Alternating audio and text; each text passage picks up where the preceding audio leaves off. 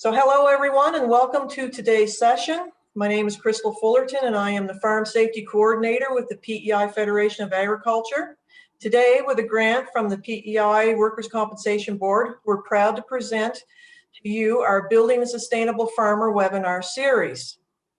I'd like to introduce today's presenter, Krista Campbell, the owner of Campbell Hearing.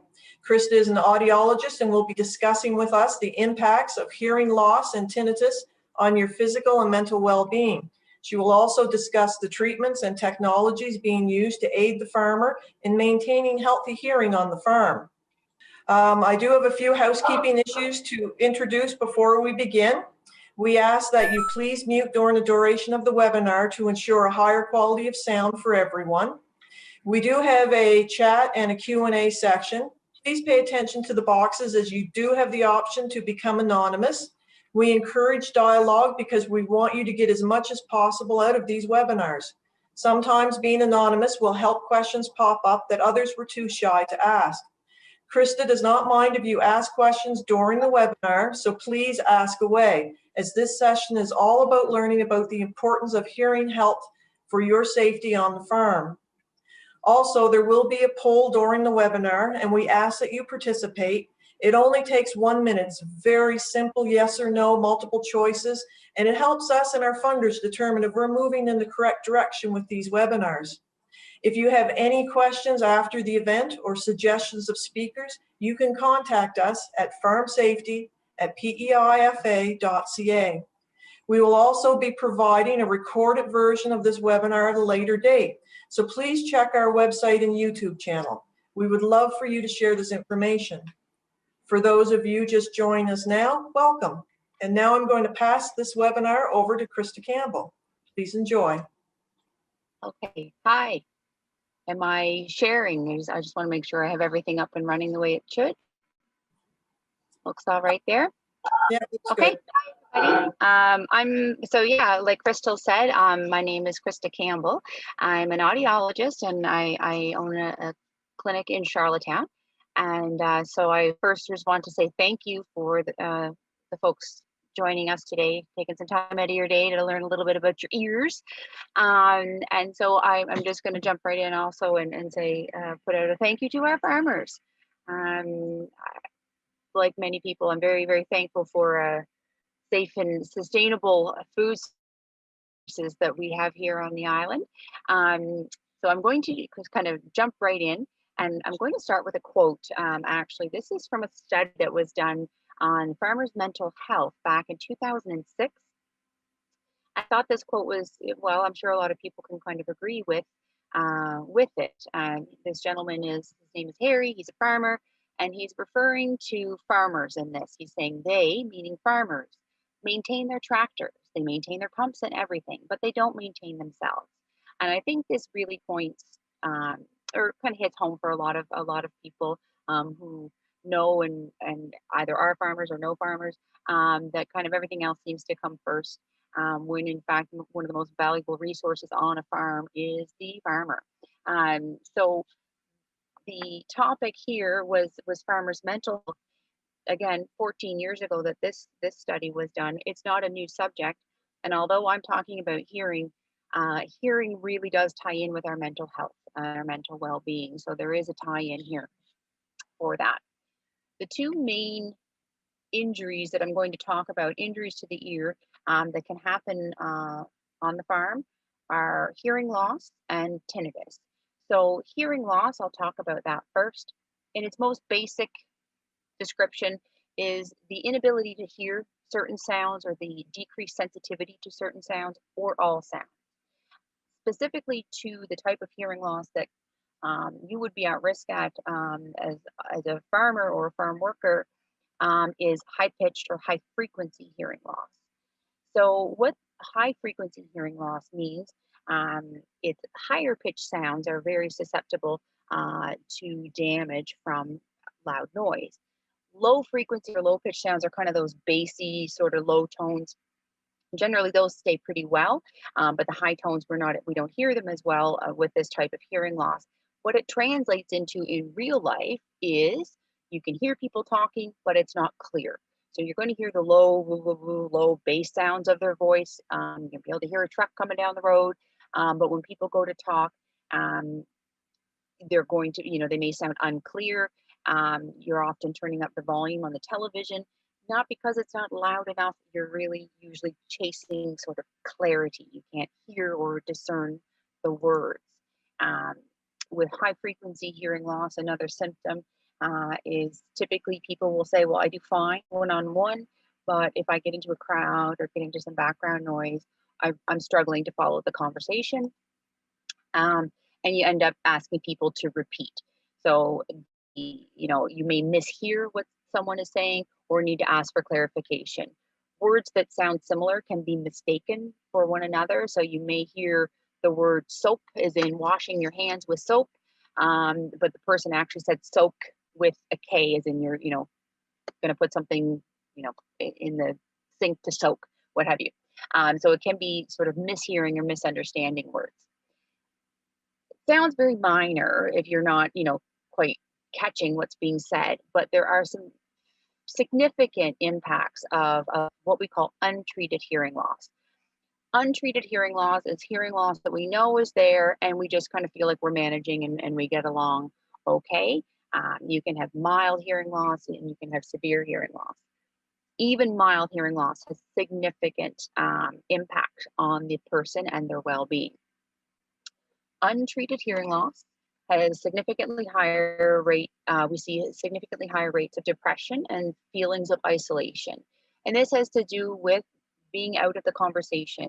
We will see people not doing their regular activities, not going for coffee with friends, or they've stopped going to a meeting or church or something like that because they're not getting anything out of it, or they feel as though they're not part of the conversation that's happening there. It leads to feeling left out or isolated and absolutely increases the risk of depression. Linked to that, there's an inactivity that can happen, and I see it myself with people who come in who have stopped, again, doing some of the social activities and even some of the physical activities, not going for a walk with their friend or their spouse because they're just simply not able to walk and talk and enjoy a conversation. And so we actually have seen repeatedly evidence of shorter lifespan actually with untreated hearing loss. I'm going to move down to balance. This is one that's a safety concern, and particularly on the farm where you really have to have your wits about you. Even with a mild hearing loss, there's a 3 times tripling of the risk of falls as a result of mild hearing loss. And the more hearing loss there is, the higher the risk of falls.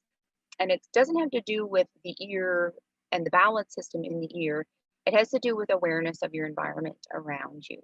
Just a quick example, if you have someone you're walking and you're not hearing the person as well, so we tend to want to see faces when we don't hear as well, so we can see the person's mouth when they're talking. You're not watching where you're going, you're more likely to trip. But that is literally what can easily happen. So certainly there's an increased risk of falls. And the real big one that I'd like to talk about is cognitive decline. This is something that audiologists have known for a long, long time, that there is a significant risk, or it's 30 to 40% faster cognitive decline. That is your abilities, things like your memory, your working memory, being able to find words when you're talking, what we call word retrieval. Untreated hearing loss leads to these things going downhill faster in 30 to 40%, 30 to 40% faster. Why? It has to do with this kind of phenomena, use it or lose it, which is, I don't like to kind of sound like we're sort of fear mongering here, but it is researched and proven over and over. The brain is very efficient. So if the little pathways going up to the brain for hearing are not getting used, they simply atrophy or shrink. And so there's actually measurable shrinkage in the brain with untreated hearing loss. And the areas that aren't going to get used as much, like memory, and word, again, and word retrieval, or it's basically communication. are greatly affected, to the point that there is up to a 5 times increased chance of developing dementia with untreated hearing loss. It's typically 3 to 5 times. So milder hearing loss, maybe about 3 times more likely to develop it, or severe hearing loss, about 5 times. This is something we've known for a long time, but we may sound like we're kind of trying to scare people with this information. We were always a little hesitant of how do we put it across to people. It's become more and more common knowledge, to the point that on Prince Edward Island we have 3 ear, nose, and throat surgeons, so they're specialists. One of them is Dr. Christian McDonald, and he has an opportunity annually to go and have a meeting with all the family doctors on Prince Edward Island. And he picks a topic, and between him, he's an ear, nose, and throat, so he's got anything to do with ears, throat, or the nose that he can talk about, from throat cancer and tonsils to polyps and sinuses. And the topic that Dr. Christian McDonald has chosen to talk to the family doctors about is this one: the increased risk of dementia with untreated hearing loss. He wants doctors to get their patients to look after their hearing, because this is how significant this is. So I think that's really important to mention. So there's hearing loss, and it kind of sounds doom and gloom, but we're going to get happy here in a few minutes. So the next injury that can happen to the ear on the farm is something called tinnitus. You may hear this pronounced tinnitus as well. You can say it either way. We often hear it referred to as ringing in the ears, but actually it can be a buzzing, clicking, humming, basically any sound you can think of, your ear can kind of generate. So tinnitus is just the term for a sound that you can hear that doesn't have an outside source. You can't look at the toaster and say that's what's making the noise. It's generated in the brain. Actually, it can be heard in one ear, both ears, or sometimes it's just kind of heard centrally. It can be there all the time, or intermittent, on and off. It can be lower some days, higher other days. Tends to be, if it's there, more noticeable and quiet. So at night, bedtime, when we kind of shut everything off and it gets quieter, if the tinnitus is there, it kind of doesn't, you don't have much else to listen to. And in fact, one of the things we recommend if you have tinnitus is avoiding silence. As I do this presentation, I'm actually in my sound booth at my clinic. It's very quiet in here, and it's kind of ironic maybe, as an audiologist, I have moderately severe to severe tinnitus in both ears, and I've had it constantly for about 10 years. So as I'm doing this presentation, I got some serious noise going on in my ears, but as you can tell, I'm doing pretty well. So even though someone may have significant tinnitus, there are ways to learn to manage it and live with it. I'm going to get to that later, but certainly it is a very common injury that we see. And the impact of tinnitus is big. It can affect our overall health, social relationships. It's invisible. No one else can hear it, so it can be very stressful. It can be isolating, frustrating. I've been through all of this. Annoying. It's really hard to concentrate sometimes trying to talk to someone and you got a sharp sound going in your ear. I absolutely have had actual pain in my ears. It says when tinnitus is accompanied by hyperacusis, which is a fancy word for inability to tolerate sound. Basically, some sounds cause your ear physical pain. Doesn't happen all the time, but certainly individuals who have been around loud sound are more at risk for hearing loss, tinnitus, and this hyperacusis, which is kind of another topic altogether. So tinnitus is pretty big deal. Hearing loss and tinnitus have a lot in common. They both tend to come on pretty gradually and often go unnoticed, or they get dismissed until they become sort of more serious issues. Unnoticed, if the first time you're around a loud sound, your ear fell off on the ground, you'd probably go, "Ooh, dear, I should probably be more careful with the one I have left." But that's not what happens. It comes on gradually, or it gets dismissed, and this is something I want to draw everyone's attention to. I hear people say, "Well, having hearing loss is normal for my age, or it's normal for my occupation. I'm a farmer. It's really normal to have hearing loss. It's not. It may be common, but common is not normal.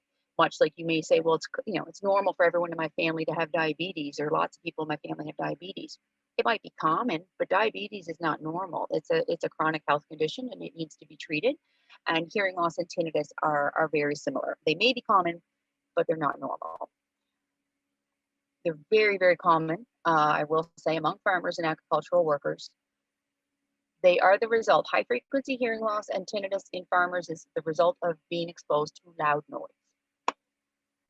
They cause a significant impact on the quality of life for the farmers and for their families. When one person in the household has hearing loss, the family has symptoms of hearing loss or experiences symptoms of that hearing loss. So more things that tinnitus and hearing loss have in common. They are permanent. That this type of, there's not all types of tinnitus and not all types of hearing loss are permanent. But the kind that comes from noise exposure, those are, they're considered chronic health conditions. Good news is they are preventable. Really, really preventable. And if they're present, if I'm talking and somebody out there is already saying, well, it's too late for me, I already have hearing loss or I already have tinnitus or both, it's not too late. They are absolutely treatable health conditions, among the more treatable health conditions that we have. Yes, I mean treatable.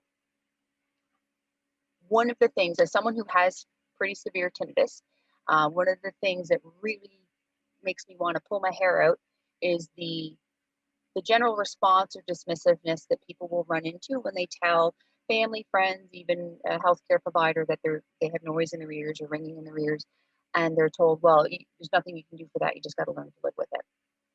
How dismissive is that of someone who, as I mentioned, the other symptoms, is experiencing a difference in their, quality of life, relationships, depression, feelings of isolation, and frustration, irritability. I'm kind of saying we just got to learn to live with it. Well, again, diabetes is a chronic health condition.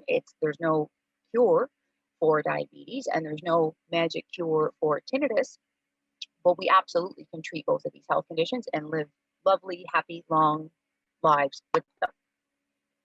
To that end, here's where Krista's going to go on a little bit of one rant, one slide, because tinnitus in particular tends to be more upsetting to individuals if it's significant than their actual hearing loss. And there is a whole market of people that will try to tap into the desperation that can come with tinnitus. You're just looking for a fix, you're looking for a cure, and you can find them promising the world, typically online. And so I start this slide, be very wary of cures, absolutes, and guarantees when it comes to pretty much anything, but tinnitus especially. If it seems too good to be true, it is. So you can get online, you can find this guy here, tinnitus control, silence the ringing. This one makes me want to pull my hair out. This is not in Canada. So tinnitus only gets worse over time. We specialize in treating tinnitus. Well, nothing like a big old threat to get you in the front door to get looked after there. That is incredibly unprofessional, and that is fear mongering. And 7 easy, effective ways to get rid of tinnitus at home. Tinnitus Stop. So what these things are the snake oil of whatever year this would have been, probably 1950, something like that. It's the snake oil of 2020, and it's not good stuff. I hope that is not offending anyone, but I really want to drive that message home, because this is not the stuff. They haven't even laid eyes on you or had a conversation with you. Don't give them any money. Okay, moving on. Let's talk about the farm. All right, so I'm sure everyone can think of lots of examples of noise sources on the farm. Grain dryers are pretty noisy.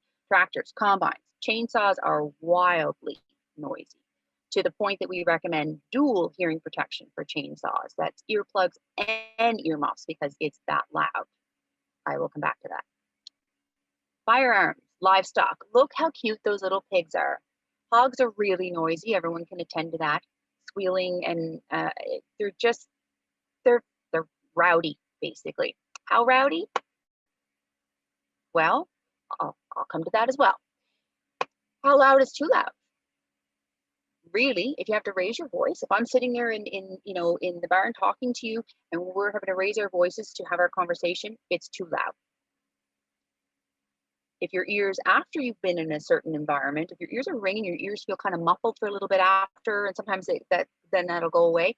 So it's sort of a temporary decrease in hearing, or there's ringing in your ears, and then it seems to go away by the next morning. Those are red flags for noise exposure. That setting is too loud, and the next time you go in there, you need hearing protection. So you can get fancy if you want and start measuring some decibel levels. The general guidelines and all of this you can find readily online as well. 85 decibels for 8 hours. Anything more than that, you got to get some hearing protection on, or be around it less time, basically. Smartphones, so you can get sound level meters, like they're really expensive to get the real meal deal. Nowadays, loads of apps, free apps that you can get on smartphones that will give you an estimate of a decibel level. They're not going to be awesome if you have, depending on the case and stuff on the phone, they're not going to be bang on, but they can give you an estimate. But really, the quick rule is, if you think or have an inkling that this might be a little bit too loud, it probably is. That's typically how as complicated as I would want to make that, because the easier it is to do these things, the more likely we are to do them. So if it feels like it's too loud, or you think it might be too loud, it probably is. And the big thing to remember about sound is the louder the sound, the less time it takes to cause damage. So I'm going to come back to the hogs there in a second. So something that's 90 decibels takes longer. You can be in that a little bit longer than something that's 100 decibels.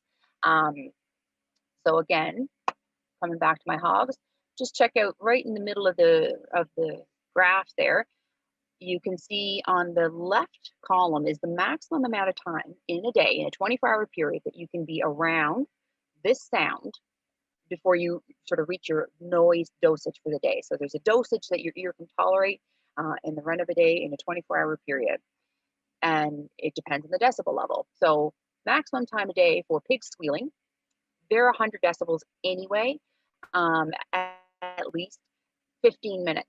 So what happens if you're in the barn with squealing pigs for 15 minutes, that 15 minutes has given you your noise dosage for the day. Well, are you going to go home and go lay down and have a sleep? Probably not. You're going to go get on a combine or get on a tractor.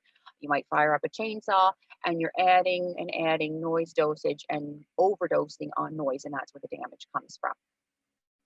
So there's been a couple studies done, repeated and confirmed, that they on average estimate that farm workers on average get 600% of their daily noise dosage daily, which is wild.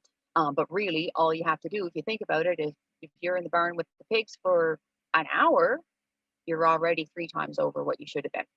So the thing, like I say, with noise is how loud and how long. Chainsaws, have a look at the chainsaw there, less than a minute. Basically, do not operate a chainsaw without hearing protection. And the other thing to remember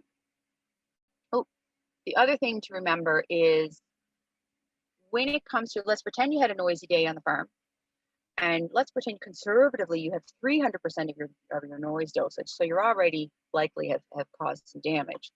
But then it happens to be, God love you, if it ever happens, a Friday night where you want to go to the pub and the band is playing.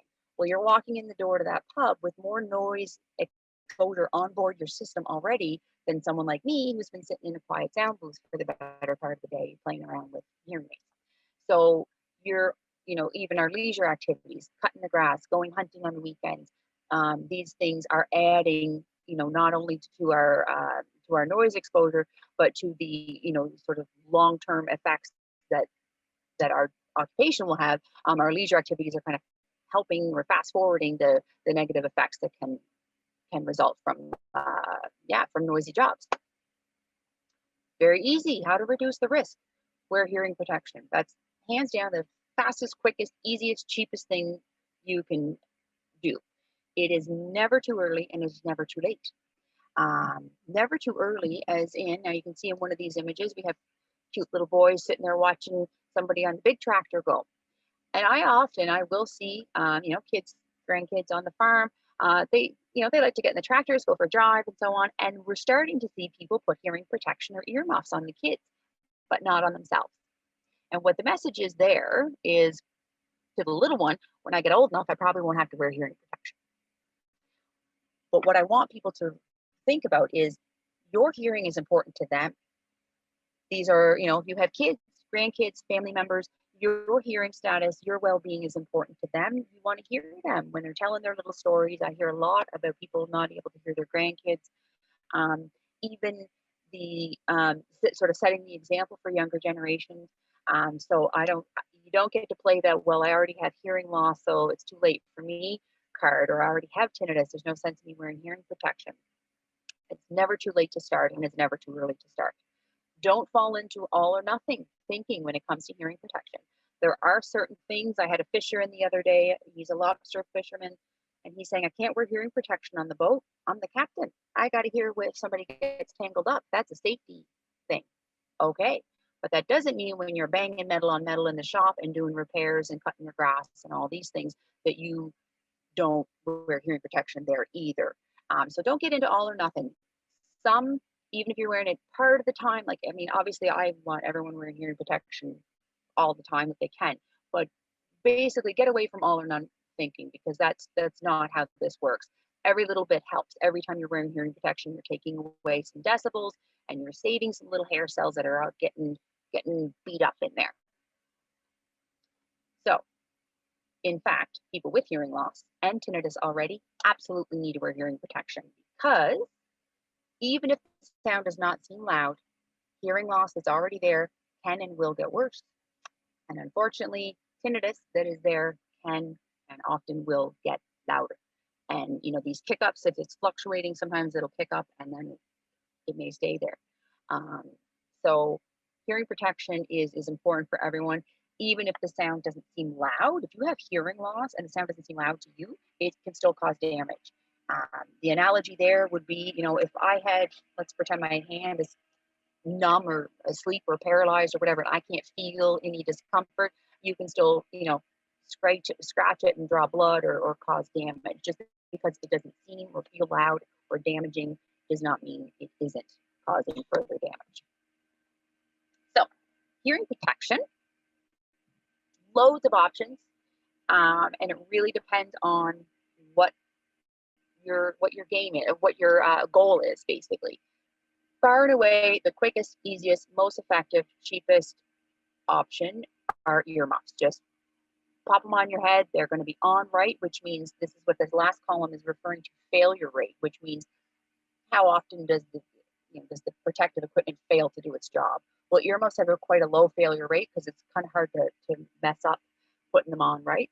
Either a few, probably 30 or $40 to get a good set. You can get them at any hardware store, all kinds of places. But then they're easy to use. Generally, I would say comfort, they can get hot and sweaty during the summer, but everything can. But they're pretty convenient because you can hang them on every piece of equipment. Anybody can wear them. So if the person goes to start that tractor up, the earmuffs are already sitting there in plain sight waiting for them. Expandable earmuffs, they might seem like they're cheaper, but they're not, because you have to go through a lot more of them. Expandable earmuffs don't have a real easy use thing for the farm. Your hands should be clean when you put them on, so that's not always an option because you're at risk for infection if they're not. They're generally pretty comfortable, but they got to be in right. They have a pretty high failure rate, and I'll show you that in the next slide. Custom earplugs, pricier at the outset, super easy to use, super comfortable, very low failure rate. They're a financial thing. They're custom molded to your ear, so they're not something that you can hang on the tractor for anyone to use. They're yours. They kind of have to go with you. Electronic earmuffs. These are becoming huge. These used to be purely for people with hearing loss on factory lines and stuff. Electronic earmuffs are earmuffs that they have a little volume control on them. That you can still hear sounds, hear conversations very, very clearly. Hunters will use these so they can hear Bambi. If they startle Bambi out of the woods there, they can locate and they don't have to go fiddling for hearing protection. They just automatically, they take a shot. Electronic earmuffs automatically protect them. So they, oh, I missed my ease of use thing. They are very easy to use, comfortable. They still have that hot, sweaty thing, very low failure rate. And then another, custom electronic earplugs. They look like hearing aids, basically. These do the same thing as electronic earmuffs, but they're molded, so they're small and convenient and comfy. So here's the problem with ear plugs, expandable earplugs. If they're hanging out of the ear, they're not providing a seal. There's actually 3 steps, and it takes time to put an earplug in properly. And you have never had an earplug in unless you've had me put an earplug in for you. Your eyes kind of start bulging into your head, then I know it's in there. Good. Not just kidding. But you do have to, you roll it. So ideally your hands are clean, probably not super feasible. Roll it, jam her in there good and deep. And then step 3 is you got to hold it for at least 20 seconds for it to expand. Otherwise it's going to back out of your ear and it's going to look like this gray and yellow fella here hanging out of your ear, and then you're not going to get the drop-in sound that you should. I do like the flanged ones better, but those, again, you got to jam them in there. You got to kind of put them in and almost corkscrew them in. So you can see the image there with the green, that's a custom earplug. He just has a string on it so he can drop it around his neck if he wants to. And I just showed a couple of custom options.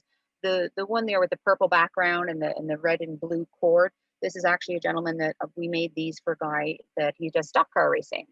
So that's plugged into his radio. So he's very isolated. He's not getting the stock car noise, but he can hear his team in the, wherever they are, the bunker, I don't know what they call it, the pit. Electronic earmuffs. So electronic earmuffs, you can get them that they're Bluetooth, or you can jack into your phone and listen to music, have the radio going. They really facilitate communication, so you don't have to do what these guys are doing in the middle, which is what we call pop an earmuff, so you can hear. We will see hearing loss in that ear. I have a handful of people that, if you're doing this for about, say 5 minutes a day for 40 years, that adds up. Electronic earmuffs readily available online. The gray ones there, the Impact Sport, they're low profile, so they're for hunters. They're meant to be low profile so they can shoulder a weapon, but they're very popular. They're light and comfy. And then the electronic earplugs are the funky little guys that you see there. All kinds of options, and really, I always tell people, the best hearing protection is the one you're going to wear. It's like any kind of protective gear. How else can you reduce the risk of damage from noise on the farm? Identify your high noise zones. Just hang earplugs. You just jam a nail in the wall and hang some earmuffs near a station. If you somewhere that workstation where you do repairs or what have you, hang them on the steering wheel of the tractor, the lawnmower, whatever the case may be. If they're in plain sight, you'll use them. Hopefully, I'll be watching. Other ways to reduce the risk, your routine maintenance, stuff that we generally would expect people to be doing anyway, but be particular about things like fixing mufflers, keep bearings lubed, replace worn parts. Metal on metal is really noisy. Keep your cab, if you have cabs, keep them, don't, if the door fell off, get a new door on there. Enclosures really can make a big difference. And when it's time for new equipment, consider choosing the quietest option. It's not always feasible to do, but there are some pretty big advancements, way better mufflers than we used to have. So maintenance, basically. Other ways to reduce the risk of hearing loss from noise and tinnitus from noise is to have your hearing tested by an audiologist. Why would you have your hearing tested? What does that have to do, or how does that help me prevent hearing loss? Well, first off, I should mention your hearing assessment would be covered by Health PEI. Audiologists are the ones that have that right. So get a referral from your family doctor or nurse practitioner. They'll do that no problem. And Health PEI covers the test. Then you get the opportunity to sit with a healthcare professional that will teach you about your hearing and how to protect it. We make a lot of personal recommendations to people, or personalized, I should say, what the hearing protection I would suggest for a musician that sings versus a musician that is a drummer versus a farmer versus a factory line worker are all very, very different. And it's amazing the information actually that you can get when you come in and talk to one of us. And we get to monitor your hearing. We'll check it regularly. And if we're seeing things change, we'll say, you know what, whatever you're wearing, it's not working. So we get into early prevention and catch things before they progress. And like I say, my Fisher I had the other day, that was a perfect example of it. He's very susceptible to noise. We did 2 hearing tests back to back, and that was enough for him to say, okay, yeah, I got to do something about this. And now he's going to start protecting his hearing. And when it comes to treating hearing loss, if there's hearing loss and tinnitus there, the other thing to do, or the same thing applies actually, have your hearing tested by a certified audiologist. That's us. Again, covered by Health PEI. But then when there's hearing loss and or tinnitus there, you'll get your tinnitus consult. You'll get information about treatment options for hearing loss, communication tips, how to make the most of your hearing. Yes, if hearing aids come into the picture, absolutely that might be part of the conversation. But when you see an audiologist, you're seeing a healthcare professional that we're on the medical model. We're not in the hearing aid sales. Hearing aid sales is a whole other thing. This is treating hearing loss. So that's where the difference with an audiologist comes in. Lots of tinnitus management tips and strategies. There is help. And I would be remiss if I didn't take the opportunity to point out my team, because these people, well, the other 2, I'm one of them, but Derek is another audiologist that works with me, and Kelly's our office manager. They're awesome. And I know I'm very biased, but this is a wonderful group that really cares deeply about helping people make the most of their hearing. So certainly I would encourage everyone to, I always say, you don't have to come see me. You can see whoever you want. I just wanted to be an audiologist, and I would like to see everyone wearing hearing protection. If you ever are farming and you see some crazy woman in a Hyundai giving you a thumbs up, it's because you're wearing earmuffs. I give people thumbs up and wave all the time they have no idea why, but it's just because they're wearing hearing protection when they're cutting their grass. It makes me happy. So that's kind of my information I wanted to share for today. I certainly welcome any questions. Like I said, a shameless plug to say, that I'd love for people to come and see us. But really, it's your hearing. I really would encourage people to get on the proactive model and prevent. And if there is hearing loss or tinnitus there, know there's treatment. There are people out there who get it, and we know what we're doing. So reach out and let us know how we can help. And so that's it. Thank you so much, everyone, for your time. And do we have any questions? Well, that was wonderful. I'm going to give Krista a moment to have a sip of water and just get her to turn her screen off for a minute. And I'm going to hit you fellas with the poll. And like I said, it's a very simple poll. It's just clicking yes, no, or multiple choice. And if you could do that for me, that would be so wonderful. And it helps us to be able to assess, how successful these webinars are, and if we should continue in this format. I personally really enjoy this format. It's, you're able to take some time out of your day without having to go somewheres and learn something new. I know I learned an awful lot today, and there's a couple of things that were what I call eyebrow raisers. So I hope for the rest of you that was the same situation. I'm going to be bold, and I'm going to ask Krista a question myself. She was talking about the tinnitus, and I'm just kind of curious. So the tinnitus, is it normally an injury to the ear, or if you have, because I've heard people who have high blood pressure say I have ringing in my ears. Are they the same thing but different causes, or can you elaborate there? Mm-hmm. Yep, absolutely. Yeah, so the tinnitus, the form of tinnitus that I was talking about, I'm just going to clear it. That was, I think, is that the poll that's popped up there? That should be the poll that's popped up, yeah. Yeah, so the tinnitus that I was would refer to is damage to the auditory nerve, but actually it originates in the brain, in the auditory center in the brain. There are as many types of sounds of tinnitus as there are causes of tinnitus. So far and away, the number one cause of tinnitus is exposure to loud sound. But then other things like medications and other health conditions, even fluid in the ear or ear can cause tinnitus. And depending on those, they may be permanent or maybe temporary type. So, I have somebody they come in, their ears full of wax, and I popped the wax out of their ear, and it just instantly alleviated that pressure and alleviated the tinnitus. But it came on pretty quick and it went away pretty quick. High blood pressure, so some health conditions, some high blood pressure medications, actually. So whether it's the blood pressure medication or the blood pressure itself, some types, like some people will go through chemotherapy and they may come out with tinnitus. That is typically a more longer term tinnitus. But yeah, there's a number of causes, and this is why this one sort of cure for all stuff doesn't apply. For me, my tinnitus, mine, ironically, some of it is noise induced.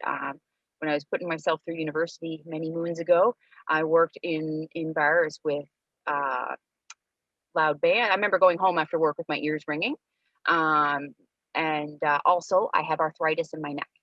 So there's inflammation, there's all kinds of stuff. So we'll see people with head and neck injuries, whiplash injuries, that there's inflammation and everything's got to pass through the ear.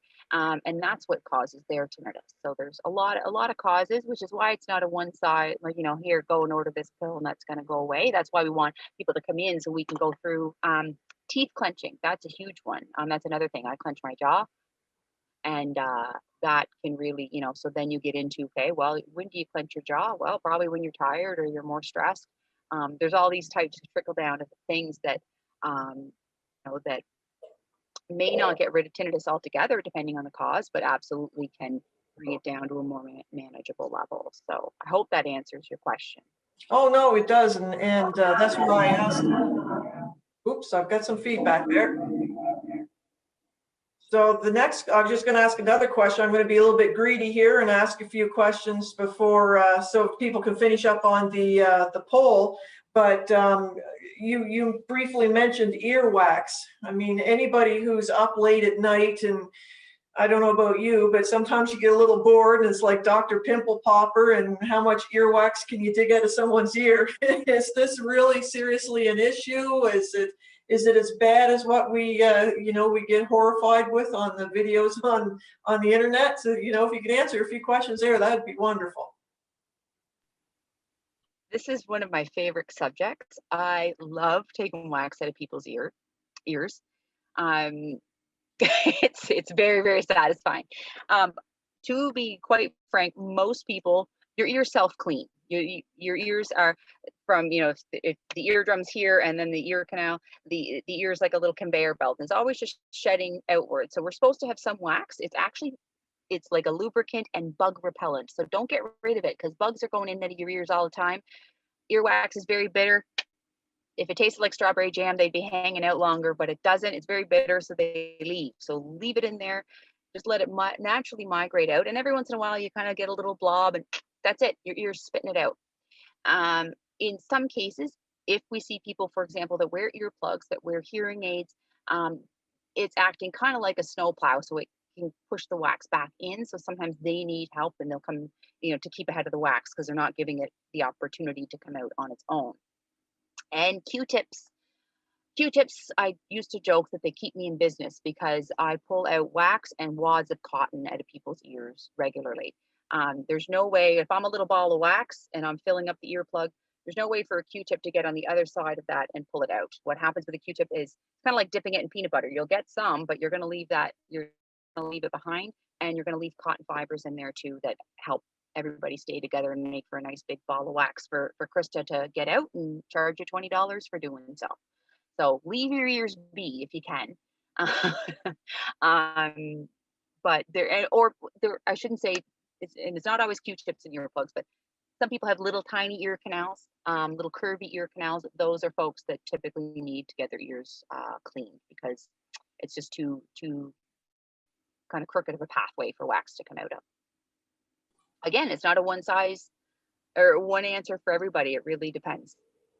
You've given me some visuals that might take me a while to recover from. Is it the bugs?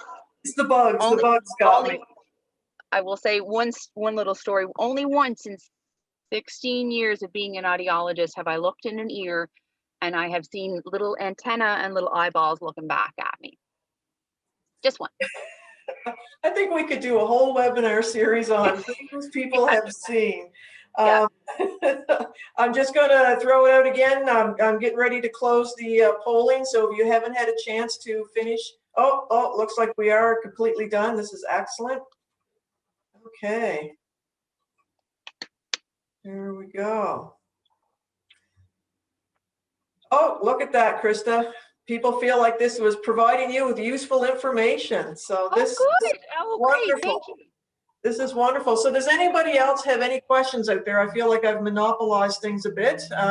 Please feel free to just use the Q&A or use the chat session. And also I see Connor has, I think the bugs have bothered him as well. Oh, is that, ooh, sorry. I told that story about earwax and bugs to my receptionist's daughter when she was like 8 years old. And she's like, stop talking. I'm like, I love it so much. I'm gonna, yeah. Oh, Poor child. Well, I haven't heard anything from anyone. There's no questions or no more chat. Unless there's any other words of wisdom that you have for us, Krista? Wear your damn earmuffs. That's terrible, but it's probably one of the easiest, quickest things that people can do. But I will say, no, thank you very much for the time, taking the time out of your day today. I hope I didn't, sorry, Connor. I hope I didn't just gross you out too much. Yeah, no, it was great, and I'm glad everyone it looks like everybody kind of found it helpful. So I think that's wonderful. Spread the word, and encourage people to get their hearing tested. But absolutely, wear hearing protection. Excellent. Wise words to pay attention to. So I want to say thank you to everyone for participating today. And I also want to especially thank our presenter. I think Krista did a wonderful job. She made me giggle. She made me raise my eyebrows. So I think it was all good. I enjoyed learning about the health issues, treatments, and ways to protect your hearing on the farm. I know I learned a lot, and I hope the rest of you did as well. If you want to contact us at a later date, you can email us at farmsafety@peifa.ca. Please stay tuned to our website for more webinars. And of course, the videos of these webinars will be shared so that you can share with your family and friends and educate them as well. So once again, ladies and gentlemen, thank you very much for participating in the Here Now, Here Later, and have a wonderful day. Bye-bye. Thanks, Crystal. Bye-bye, Krista. Thank you.